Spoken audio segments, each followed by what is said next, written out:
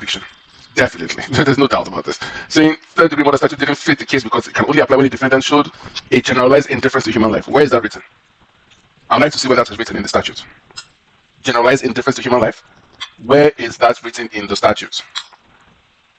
Bring out the code, Judge. Let's hear which statute says that to convict somebody of third degree, you need a generalized indifference to human life. I dare that judge to bring that out.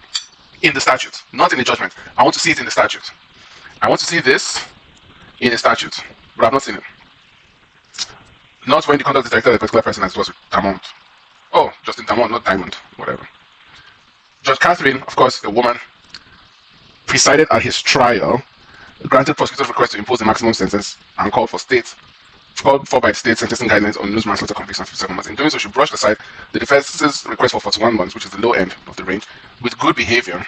Noah could be freed on supervised release by next summer. Mr. No, I'm not surprised you have been a model prisoner. Oh my God. However, I do not know any authority that would make grounds for reducing your sentence. Shooting across the nose of your partner, endangering. So the idiot, the fucking retard, almost killed his partner. Shooting across the nose of your partner and endangering others the night of shooting to hand down the stiffest sentence she could. He was fired and had served 29 months. Inmates who behave well, self-defense. What? Why do they do this? Why do they release people early? Why do they do that? The law says spend X years in jail, but somehow the prison says, nah, spend 2/3. That is the one thing I want to fight, and I'm going to fight it, and I'm tired of it. Someone gets sentenced to 5 years in jail, the person spends 2 years, maybe 2.5, maybe 3, like in this case. Why is that? He testified at his trial. He and his partner were driving slowly, and he heard the loud bang of the police vehicle, which made him fear for their lives. He saw a woman appear and raised the right arm, and then he fired a shot from the passenger seat to stop what he thought was a threat. That is crazy. So this monkey does and picked up a gun and shot somebody. So, note that Peter's murder conviction was not closely for implications in the case of Derek Chauvin. After the Supreme Court overturned Noah's degree murder, experts said they expected the same result for Chauvin, but it was likely to have little impact because Chauvin was already convicted with more serious second-degree murder charge. 22.5 years. Chauvin got 22.5 years. This guy shot somebody and got far less. Anyway, that's Somalians. That's what happens when you have a Somalian as a police officer. Someone hits the window of his car asking for help, and then he shoots the person. This woman comes in, can't speak English. In less than 3 years, she's already a police officer because she has nothing fucking doing. So here, Florida, YN, young nigga, attempts to steal a guy's car. So let's look at it. Car, bro. I swear I thought you was blood, bro. Bro, I swear to God, how about the car, bro? I swear to God, how about the car, bro? No, fam, how about the car? We will always point out the laughter because the laughter is what wraps all this up into a little bow. The laughter is consistent. This boy, he talks like a black person. I don't get it, but his car has been stolen, and he has somehow prevented the thief from leaving, and he's asking politely. He's asking politely to have his car back from a black person. This is what I'm talking about. As a white person, you cannot afford to put yourself in a deferent position where you find yourself having to defer to a criminal in protection of your life or your property. Compare this guy. Don't be this guy. Try your best to be. Where is he? Try to be this guy. Where is he? White guy. Try to be this guy. Not this guy. Try not to be this guy. Be this guy. This guy right here. He's in charge. He's in control. Here, you're not in charge. You're not in control. The YN can do whatever the hell he wants to you in these circumstances. Bro, I swear to God, how about the car, bro? Yeah. So somebody is stealing your car, and you're calling him bro in order to what? Better identify with him, to better empathize with your brother, my nigga. I swear to God, how about the car, bro? No, fam, how about the car? Fam, bro, anything other than nigga. If he says nigga in this circumstance, he deserves whatever violence comes his way, right? The car. Dude, just how about the car? Nigga tell hey, how about the car, Rick? Yo, nigga told hey, how about the car, monsieur? Yo. How about the car, bro? So we have how about the car, bro? How about the car, fam? How about the car, buddy? You're not in control of this situation. And I've seen cops. I've seen actual gun-wearing police officers in this exact situation. So, it's not just a this guy problem. It's a general white problem. How about the car? How about the car, bro? How about the car, fam? So, fam, bro. How about the car, bro?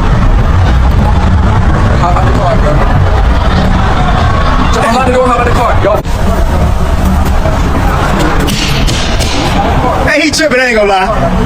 Knock him out. Yeah, knock him out, yeah. He finna get out. Back up. Let him get out. All right, back up. So this is not your car. You're stealing my car. Bro, watch out, bro. Okay, let's hear this. This is the conversation between a white person trying to appease or better communicate with black people and the black person who is just doing what black people do, steal cars, whatever. Let's watch this. This is very close. Knock him out, yeah. So the guy in the camera, you hear his voice, you hear his laughter, knock him out. Do violence to this person. Knock him out. Yeah, knock him out. Yeah, knock him out. Yeah, knock him out. Yeah, I'm Steve. Knock him out. Go. Hurry up. No, knock him. He tripping. Yeah, knock him out. Man, knock him out.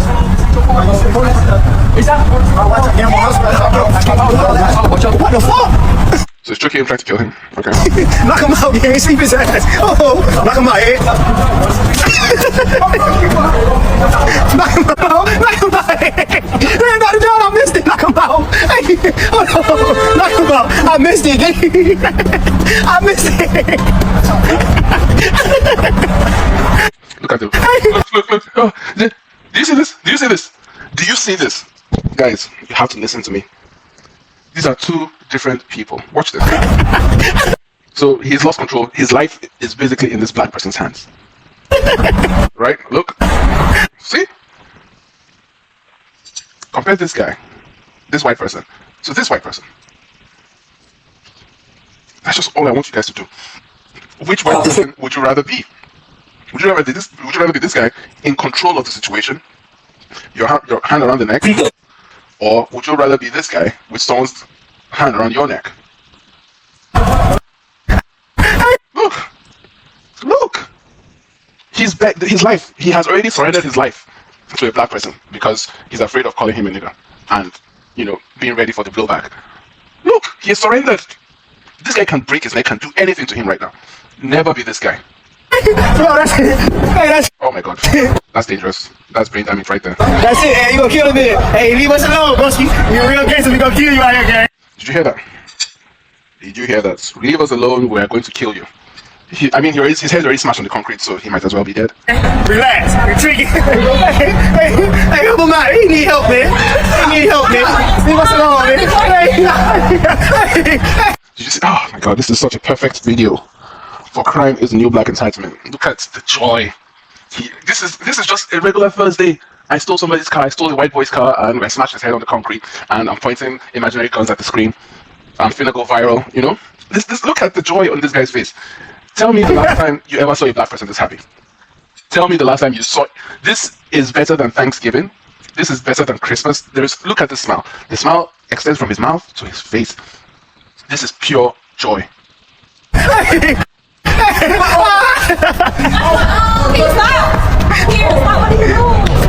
That man threw that slow ass punch and broke his watch off his wrist, bro. That shit had me rolling. Damn, y'all supposed to see that slow ass punch, boy. God damn. So, it's a painful watch. Oh my god, nudity. I'm sorry. Black person. Don't take your ass off. With a bonnet. Man. What is this? I mean, that's kind of unnecessary. Yeah, so we already covered this woman. And black athlete soccer punches white athlete while competing in track and field event. Where have you seen this before? Do you remember the relay girl who hit the other black? She was also black. Let's look at this. Crime is the new black entitlement. Knocked him out. What's this? Knockout game? We're tracking knockout game, and then they said we're lying about knockout game. But what is this? During the track and field event. Look at the reaction of everyone. Everyone saw this. We have 200, 300, 400, 500 people here. Everyone saw what happened. Look, this guy says, look, something happened. Oh, guys, what happened? He continued his race. Did anything happen? Are you fucking kidding me? I'm outraged. Oh, this is an outrage. Did anything happen? Did anything stop that black person, that criminal, from completing his race? Nothing. Zero reaction whatsoever. With all these people watching, the race didn't even stop. Everyone just continued. That's the end of the story, guys. That is the end of the story. So this is what happens when you have these minorities come into your countries and you give them charge over the lives of your children. The same way this guy gave this black guy, where is it?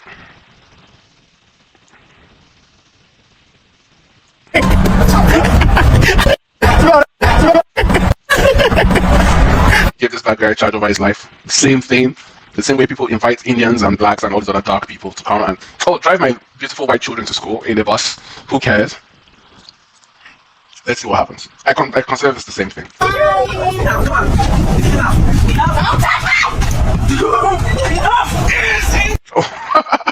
I apologize for laughing, but this is a caricature of what we thought would happen with the dark peoples coming into America. If you read people like Richard Wright during the trial of Bigger, I can't remember the name of the book.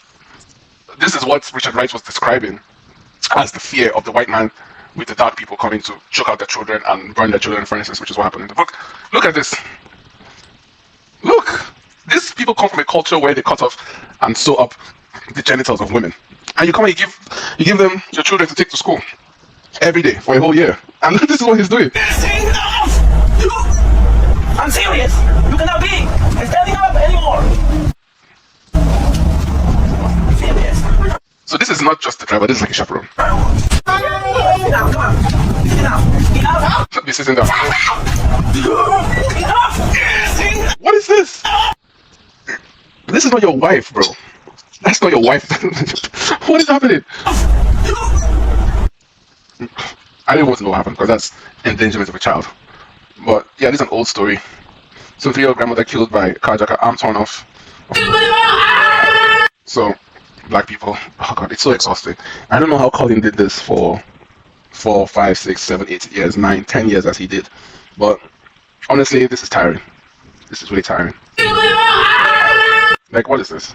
And your heart, because you see so much evil and you have to report on it, you know, your heart processes it, so a bit of it remains in your heart, and you just have so much hatred that you have to contend with when it comes to these blacks. And how do you deal with it? How do you get that journalistic, dispassionate view when people are dying and this is the behavior of an alleged human being who just killed somebody?